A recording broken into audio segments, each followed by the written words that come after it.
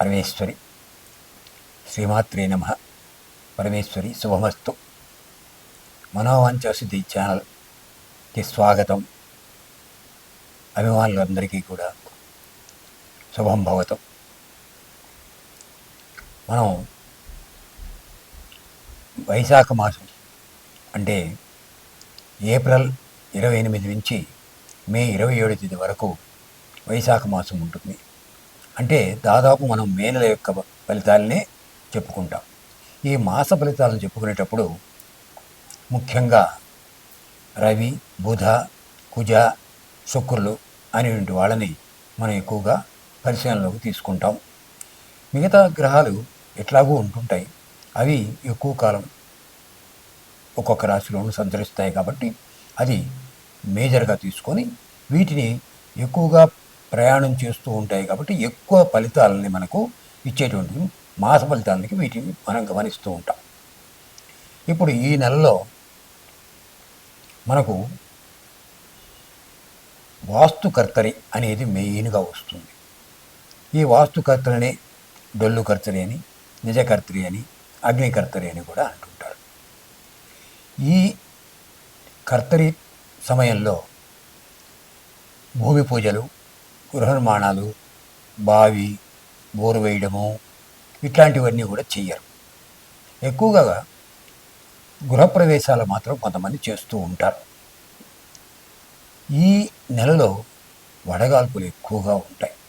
ఎందుకంటే అగ్ని నక్షత్రంలో రవి ప్రవేశిస్తున్నాడు, రోహిణి నక్షత్రంలో ప్రయాణం చేస్తున్నాడు. దీనికే రోహిణి నక్షత్రాన్ని గురించి రవి వచ్చినప్పుడు ఏమంటుంటారంటే,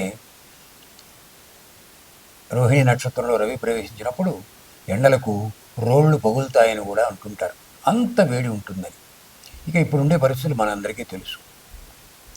ఈ నెలలో 14వ తేదీ సరస్వతి నదికి పుష్కరాలు వస్తాయి. అలాగే వృషభ సంక్రమణం కూడా ఏర్పడుతుంది. అయితే ఈ నెలలో వైశాఖ మాసంలో తీసుకున్నప్పుడు 30వ తేదీ అక్షయ తది వస్తుంది, మహావైశాఖి కూడా.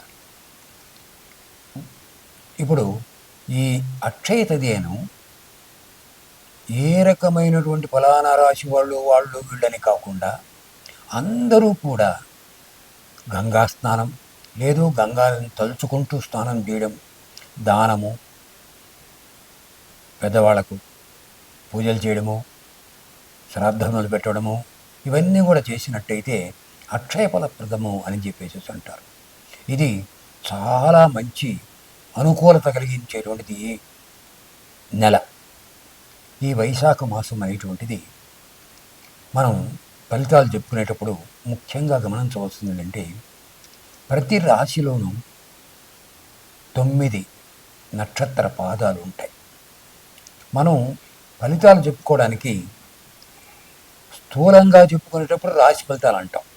కానీ ఆ రాశుల్లో ఉండేటువంటి నక్షత్రాలను మనం తీసుకున్నట్టయితే అప్పుడు ఆ నక్షత్రాల్లో పుట్టిన వాళ్ళకి ఎలా ఉంటుంది అనేటువంటిది మనం చక్కగా తెలుసుకోవచ్చు. ఇప్పుడు ఈ నక్షత్రాల ఫలితాలు తీసుకునేటప్పుడు ఏమిటంటే, ఒక విశేషం ఎందుకు తీసుకుంటున్నాము, ఎందుకు మే నెల చెప్పకుండా వైశాఖ మాసాన్ని ఎందుకు తీసుకుంటున్నాము అంటే, శాస్త్రంలో ప్రతి మాసానికి ఒక మాస నక్షత్రానికి, ప్రతి నక్షత్రానికి మాసానికి అధిపతి ఉంటారు. అంటే మాసాధిపతి ప్రతి నక్షత్రానికి మారుతూ ఉంటుంది. ఆ మాసాధిపతి ఆ నక్షత్రానికి సంబంధించినంత వరకు కూడా ఫలితాలు ఆ నెలలు ఆయన చూసుకుంటుంటారు, అధిపతి కనుక. సో ఇలా మనం నక్షత్రాల బట్టి కానీ మనం ఫలితాలు కానీ తీసుకోగలిగినట్టయితే ప్రతి రాశి ఫలితాలు కూడా మరింత సూక్ష్మంగా తెలుసుకోవడానికి ఎక్కువ అవకాశం వస్తుంది. దీన్ని మీకు ప్రతి రాశి ఫలితాలు చెప్పేటప్పుడు ఎందుకని ఈ నక్షత్ర ఫలితాలు మనం ఎక్కువగా విశేషంగా తీసుకుంటున్నామని కూడా నేను వివరిస్తాను. ఈ నెల ప్రతి ఒక్క వారు కూడా చాలా అనుకూలంగా ఉండేట్టుగాను, అందరికీ మనోవాంఛ సిద్ధించేటట్టుగా మనోవాంఛ సిద్ధి ఛానల్ మీ అందరికీ కూడా మంచి జరగాలని కోరుకుంటూ ఉన్నది. స్వస్తి. మకర రాశి వారికి వైశాఖ మాస ఫలితాలు చెప్పుకుందాం.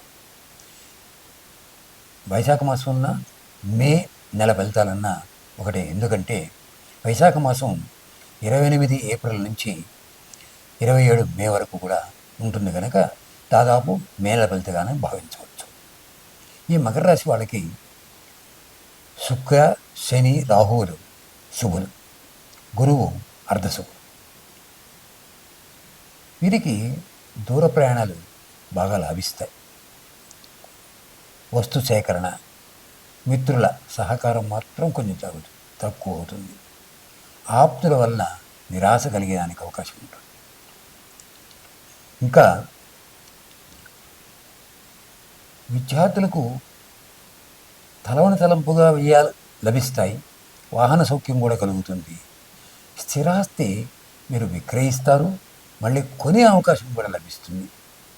అలాగే నూతనమైనటువంటి ఉద్యోగాలు వెతకడము, వ్యాపారాలు విస్తరణ చేయడానికి తగిన ఆలోచనలు చేయడము, బకాయిలను వసూలు చేసుకోవడంలో పట్టుదల కలిగి ఉండడము, ఇవన్నీ కూడా మీకు ఈ నెలలో బాగా కలిసి వస్తాయి. ఈ మకర రాశి వాళ్ళకి ఉత్తరాషాఢ నక్షత్రానికి కుజుడు అధిపతి, మాసాధిపతి. ఆ తర్వాత శ్రవణ నక్షత్రం వాళ్ళకి బుధుడు మాసాధిపతి, ధనిష్ట నక్షత్రం వాళ్ళకి గురువు మాసాధిపతి. అందువల్ల ఇక్కడ కుజుడు చాలా అనుకూలంగానే మీకు చేస్తున్నా బుధ గురువులు కొన్ని చోట్లలో మాత్రం ఆలస్యాన్ని కలిగిస్తారు. అందువల్ల ఉత్తరాషాఢ నక్షత్రం వాళ్ళు అంగారకుడు స్థుతి చేసుకోవడము, శ్రీరాముడి దర్శనం చేసుకోవడము, అలాగే శ్రవణ నక్షత్రం వాళ్ళు గణపతి, లక్ష్మి వగైరా ఆలయ దర్శనాలు చేసుకోవడము, పూజలు చేసుకోవడము, ధనిష్ట నక్షత్రం వాళ్ళు శ్రీకృష్ణుడు, సుబ్రహ్మణ్య స్వామిని పూజ, ఆలయ దర్శనాలు చేసుకోవడం వల్ల వీళ్ళకు చాలా మంచి జరగడానికి అవకాశం తప్పకుండా లభిస్తుంది. అలాగే వీరికి చంద్రాష్టమం మే నెలలో 5, 6, 7 తేదీలో ఏర్పడుతుంది కనుక భావోద్వేగాల్లో చాలా మార్పు ఏర్పడి వీళ్ళకు పరిస్థితులు కొంచెం అనుకూలత తక్కువగా ఉంటుంది. అందువల్ల నిదానమే ప్రధానం. అంటే ఎలాగంటే డ్రైవింగ్ చేసేటప్పుడు స్పీడ్ బ్రేకర్లు వస్తే ఎలా ఇబ్బంది అవుతుందో చూచిపోతామో అలాగే వీళ్ళు కాస్త నిదానంగా చేసుకొని అన్ని పరిస్థితులు అనుకూలత తక్కువైపోయి ప్రతికూలతలు ఎక్కువగా ఉంటుంది. ఇది నిదానమే ప్రధానం అని చెప్పవచ్చు. అంటే ఎట్లా అంటే డ్రైవింగ్ చేసేటప్పుడు మనకు స్పీడ్ బ్రేకర్ వచ్చినట్టు ఇప్పుడు ఏ రకంగా అయితే కాస్త బ్రేక్ వేసి నిదానంగా మళ్ళీ ముందుకు పోతామో ఆ రకంగా దీంట్లో చాలా జాగ్రత్త తీసుకోవడం వీళ్ళకి చాలా అనుకూలత. దీర్ఘకాలికమైన పెట్టుబడులు పెట్టడం ఇప్పుడు ఈ సమయంలో, ఈ చంద్రాష్టమ సమయంలో అంత అనుకూలత కాదు. కొంచెం జాగ్రత్తగా ఉండవాలి.